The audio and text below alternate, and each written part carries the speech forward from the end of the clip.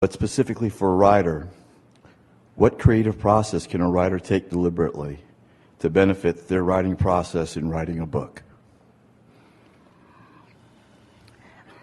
Well, when you realize that we're assuming most writers are wanting to write from an inspired point of view.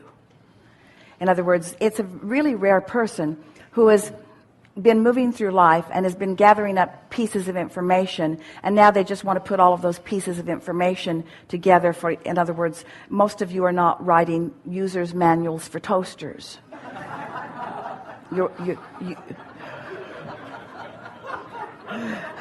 And most of those who write them haven't used the toaster yet, in other words. And so most writers are reaching for something that's inspired. And the thing that we would like to say to anyone who's wanting to write anything is just gather together a handful of characters, define who they are, put them in a setting, and let them talk to each other. And they will, and if you understand that, and if you believe that, they will speak through you. Because there isn't anything that you would like to write about that there isn't plenty of experience that is ready to pour through you in a way that is meaningful.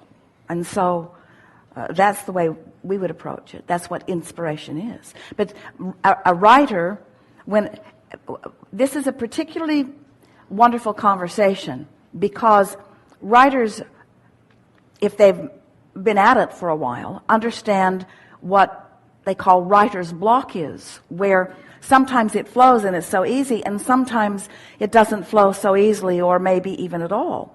And we want to say to a larger group all around the world of deliberate creators, you often have living block.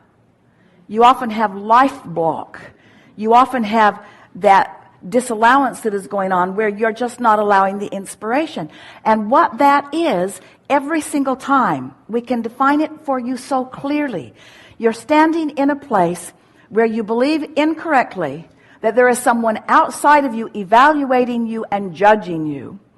And so you are offering your behavior based upon what their impression of what you are doing will be, rather than upon how your synthesized emotional guidance system alignment between you and who you really are is.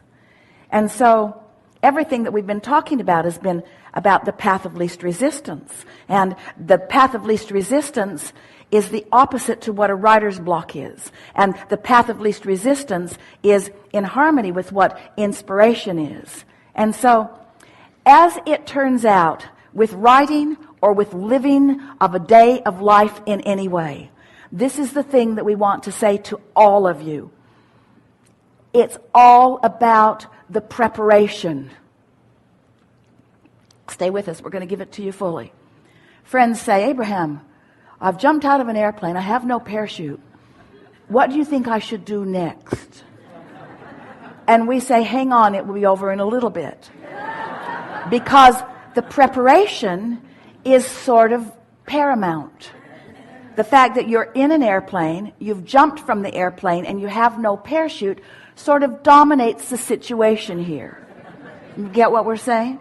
So if you've just had a fight with your wife, and you haven't liked her for the last 10 years anyway, and you have a long list of things about her that annoy you, and you let how you feel about her be the factor that influences the way you feel about most things, so you're all wadded up and not in sync with your source at all. When you sit to write, it's going to be bound up. It's the preparation, you see. If you are on the basketball court and you're irritated about the referee's bad call, and you've convinced yourself that he really is in the pocket of the other team, and you really believe that, and you're feeling the injustice of that, you're all bound up. And what you do next is going to be reflected by that. You see what we're getting at? It's the preparation. It's how you feel. How you feel, you got to practice yourself into feeling. You can't just observe life in all of its variety, pluses and minuses, pros and cons, wanted and unwanted, and have your vibration be about all of those things, and then step suddenly into a clear place where what you say is going to be inspired. It doesn't work like that. It's the preparation. It's how many walks you take and how many deep breaths you've taken and how much you've quieted your mind and therefore stopped the resistance. It's how much you're allowing your cork to float. It's the preparation, you see. And it's not a lot of preparation. In other words, we're talking about 30 days really of deciding that you are an extension of Source energy and that Source has something to say and that Source is really unlimited and will talk to you about anything that it matters to you, and that Source is particularly expertise on the things that you have defined that are important to you, and that they're all queued up in your vortex, and that anything that you want is ready to unfold, ready to be revealed, ready to be realized by you in a really satisfying way. And so it's about the preparation. It's not about what you do at work. It's how you felt going to work.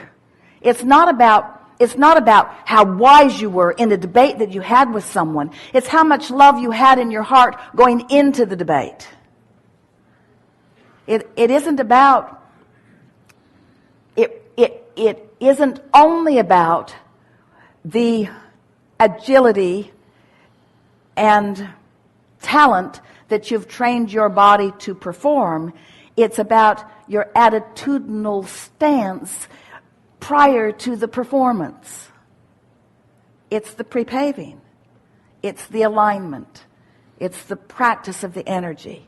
And so we talked for quite a while about this vortex. We waved Esther's arm around and pointed at the floor, and we said there's a vibrational reality and it's real and it will reveal itself to you. But somehow that vibration has to be translated through your awarenesses into something that is meaningful to you. Now, a writer sort of gets that because the idea wasn't there. Put the characters in. The idea wasn't there. In other words, knowing what you want a successful book, want to tell a story, have something that you want to say.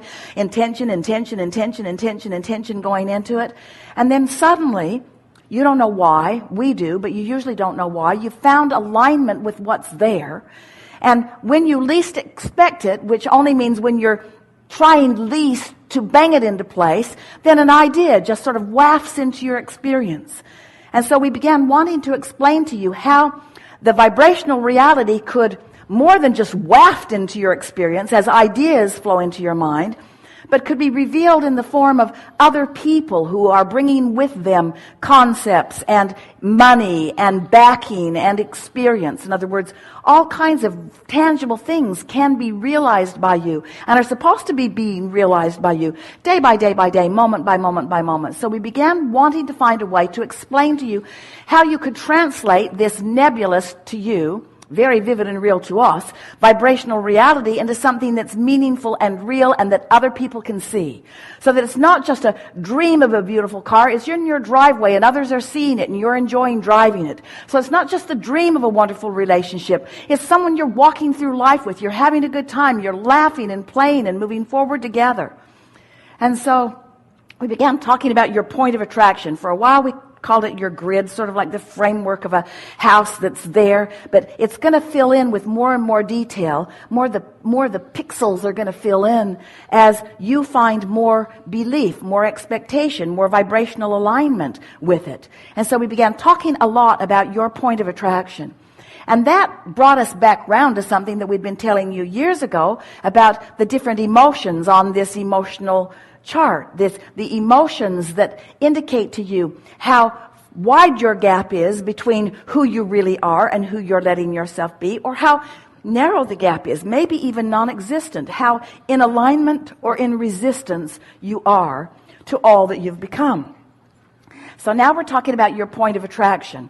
We began describing when you're on what we are calling this high-flying disc, when you are tuned in, tapped in, turned on, when you're feeling elation, when you're feeling clarity, when you're feeling fun or love, there's no variance in your, right now, in your body frequency and the frequency of your source, of that which you call God, of your vibrational reality. And when there's no variance in that frequency, then the ideas flow to you. No writer's block, the ideas flow.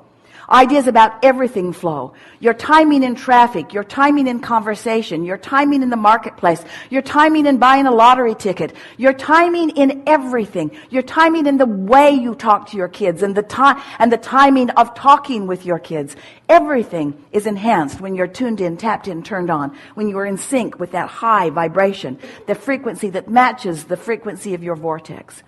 But if you're ornery, then that's a whole other point of attraction. So we began trying to make this, your point of attraction, feel real to you. Are you on the high-flying disc where wonderful things are flowing to you? Or are you on the ornery disc? Well, how would you know you're on the ornery disc? You feel ornery. And there's plenty of ornery people around you. It's like everywhere you go, someone ornery shows up until you convince yourself that this is an ornery city, or this is an ornery establishment, or this is an ornery planet, or this is an ornery. And all it is a world that is delivering to you predominantly the frequency that you are outputting, because what you put out is what's coming back to you. So as we began describing these discs, Esther said it's like the seven dwarfs. There's the grumpy, and there's the sleepy, and there's the bashful. And Esther got up to about 200 dwarfs as she's thinking about all of the possibilities. But we don't want you to focus so much upon where you are, as we want you to be aware that you can change where you are vibrationally. But when you're in the midst of it, that's the hard time to change it. In other words, once you're already ornery, it's kind of too late. You've already jumped out of the airplane, and you already don't have a parachute. Just relax. It'll be over in a little bit. So then we began describing to you that when you go to bed at night, when you go to sleep, when your consciousness ceases flowing through this physical apparatus, your point of attraction gets a rest.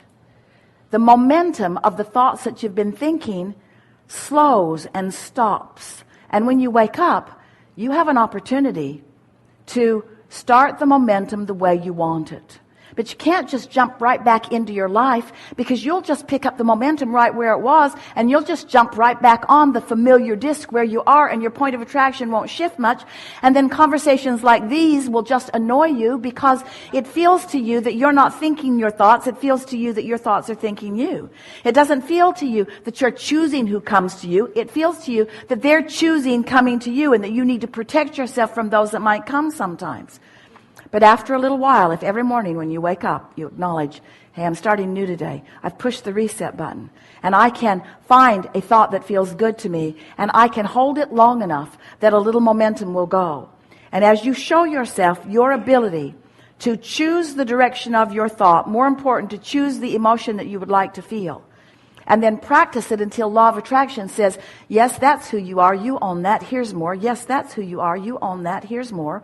Here's more, here's more, here's more, here's more, until you begin to develop a deliberate stability of where you stand, you see. So it's from that position. We would not try to write a book until we had at least spent 30 days knowing that we were stable on the high-flying disc. We would not go on Match.com until we knew, because if you go before you're on the high-flying disc, you'll get matched up with somebody who's on the disc where you are, and you won't like them. Because you'll get what matches you, not what matches what you want. Did you hear that? And that's what life is always bringing to you. Life is always bringing you what matches you. And when you feel negative emotion, what that says to you is, life is bringing you what matches you, not what you want. You've got to match what you want before life can bring you what you want. And that takes some practice, and it takes some faith, and it takes some holding the vibration even before there's any evidence. It takes using the way you feel as your cornerstone guidance rather than needing evidence. Esther said, Abraham, well, don't you think if you would just give us what we want, then we could look at what we want, and then we could maintain our vibration of what we want. We say, it doesn't work that way. You got to find the frequency, and then it comes.